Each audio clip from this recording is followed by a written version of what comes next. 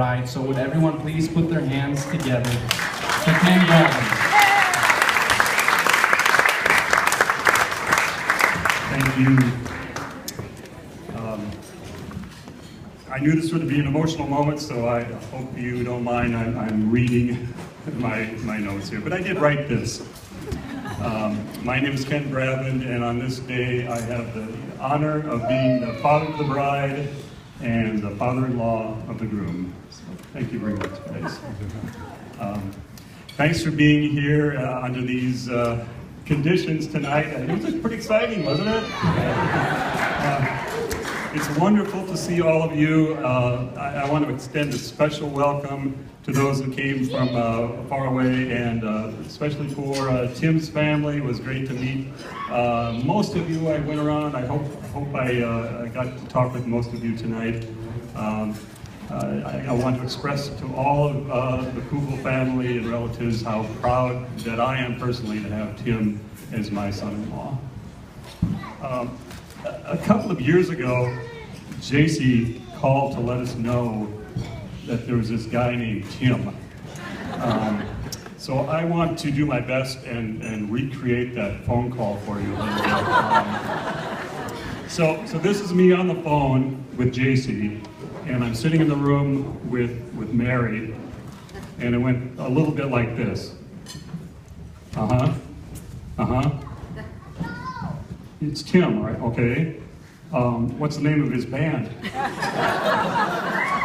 Oh, this one's not a musician? Oh. Mary, he's not a musician. And you say he lives in Minneapolis? Mary, he's from Minneapolis. That means he's a Vikings fan. Oh, wait. You heard that. You say he's from Wisconsin? Mary, he's a Packers fan.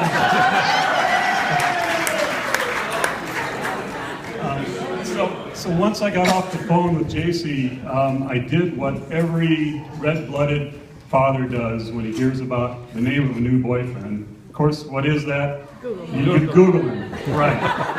So here's some of the stuff I found out. Okay, let me read this to you. Hometown, Merrill, Wisconsin. Yes, he is a Packers fan. Yes. Let's see what else here. BA in Exercise Physiology from Marquette University. Excellent Milwaukee school in Wisconsin. Oh look, master's degree in biochemistry and molecular biology from Boston University. Hey Mary, he's an egghead. Wait, there's more. University of Wisconsin-Madison Doctor of Medicine degree. Mary, this one's a doctor. And a Packers fan, too. This is too good to be true. The Lord is good. Unfortunately, a few months later, we got some bad news about Tim. He was not all that we thought he was. So this is me on the phone again with JC. Hey JC, what's up? Yeah, good. And how's Tim? Is he getting excited about Packers season?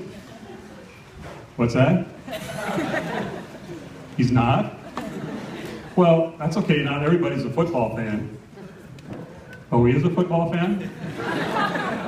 He's a what? Mary. He's a Bears fan.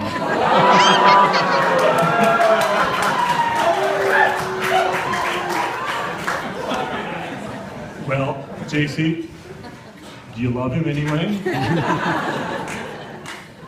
You need to follow your heart and do what's best for you. A few more months passed. I finally got a chance to meet Tim. And in all seriousness, one thing I noticed about Tim right away is how polite and respectful he is. Tim has this quiet confidence, despite all of his accomplishments academically, professionally, as an outdoor person, as an athlete. He never seems to brag or put himself above others, and I admire that very much. let me give you an example of how polite and respectful Tim is. A little more than a year ago, I was in my car and I got a phone call, and it was Tim.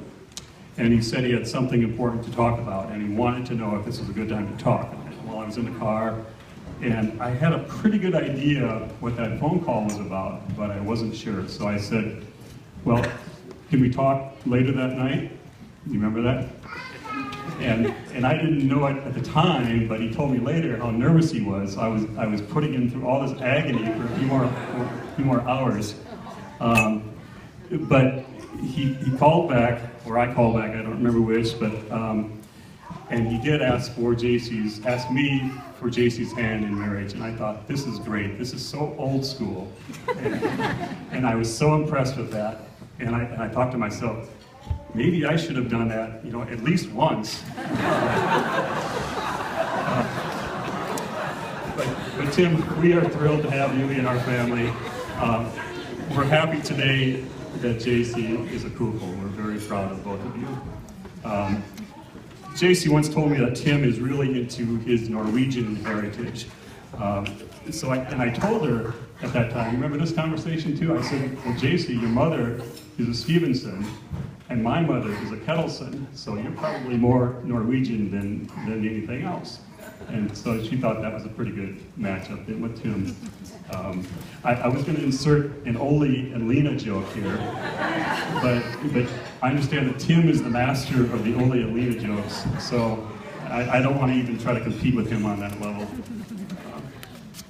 Now let me tell you a little bit about JC, starting with the story of how she got her middle name. I don't know if too many of you know this, but her middle name is Dawn, and before she was born, we had decided on the name of JC quite a bit ahead of time. But we didn't have a middle name right up until the day she was born. But as I think a lot of you know, she was born on the 4th of July. and she was born early in the morning on the 4th of July. And I thought, there's got to be a tie-in here, some kind of patriotic tie-in. So I said, let's see, JC Freedom Brabin, or JC Liberty, or JC Self-Government. I kind of like that. But then we decided on JC Dawn because of the lines from the national anthem, by the dawn's early light, since she came early on the 4th of July. So that's where that story came from. It seemed appropriate. From the moment JC was born, I knew she was special. Maybe my memory is a little rosy on this, but I don't remember her fussing or crying like another baby that I knew.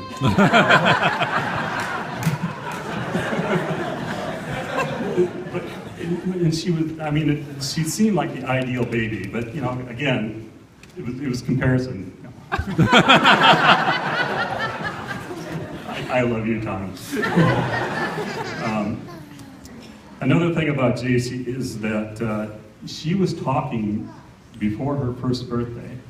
And the reason I remember this is because we had both kids at a playground, and I was sliding JC down a slide, and she said something like, "Yay, Daddy," or "Do it again, Daddy." And there was another parent, there was a mother nearby, and she was shocked.